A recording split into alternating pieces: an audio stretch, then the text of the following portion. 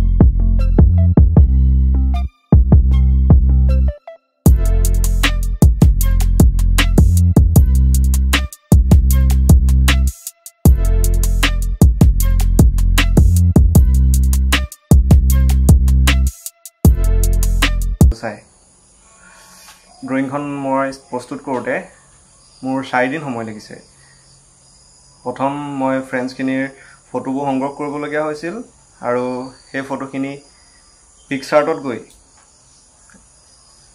passport size কৰি সবৰে ফেসটো তাত লগাই লগাই এখন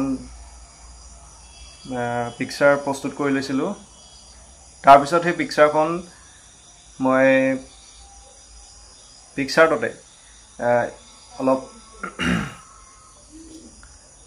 এডিট কৰি লৈছিলোঁ আৰু তাৰ পিছত মই আঁকিবলৈ লৈছিলোঁ গতিকে আঁকোতে মোৰ 2 দিন লাগিছে গতিকে কেনে পালে আপোনালোকে জনাব এইখিনিতে আপোনালোকক এটা কথা জনাব বিচাৰিছোঁ প্ৰতিটো মাহতে এতিয়াৰ পৰা মই এজন লাকি সাবস্ক্ৰাইবাৰৰ পৰ্ট্ৰেট আঁকিম গতিকে আপোনালোকে যদি ইচ্ছুক যে আপোনালোকৰ পৰ্ট্ৰেট আঁকিব লাগে তেন্তে এই ভিডিঅ'টো এটা লাইক কৰিব আৰু মোৰ চেনেলটো সাবস্ক্ৰাইব কৰিব আৰু এই ভিডিঅ'টোতে এটা কমেন্ট দিব আৰু এটা কাম কৰিব লাগিব আপোনালোকে এই কামটো হৈছে আপোনালোকৰ এখন ক্লিয়াৰ ফটোগ্ৰাফ মোৰ মেইলত পঠিয়াব লাগিব মেইলটো মই ডেসক্ৰিপচনত দি দিম গতিকে তাতে আপোনালোকে এখন ক্লিয়াৰ ফটোগ্ৰাফ মোলৈ পঠিয়াব আৰু তাৰ পৰাই মই এজন লাকি সাবস্ক্ৰাইবাৰক সিলেক্ট কৰি তেওঁৰ ফটোগ্ৰাফ আঁকিম আৰু তাৰ টাইমলেছ ভিডিঅ' মই